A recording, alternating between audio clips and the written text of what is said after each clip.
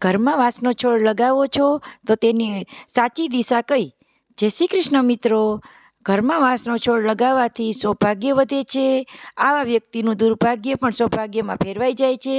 જોકે વાંસના છોડ સંબંધિત કેટલાક નિયમો ધ્યાનમાં રાખવા જોઈએ. ત્યારે ચાલો જાણીએ વાંસના છોડનો ક્યાં લગાવવાથી શું ફાયદો થાય છે. તે જાણતા પહેલાં વિડીયોને લાઇક, શેર અને સબસ્ક્રાઈબ કરો અને કમેન્ટમાં જય માતાજી તમે જરૂરથી લખજો. તો મિત્રો, વાંસના છોડને પૂર્વ દિશાના ખૂણામાં મૂકો.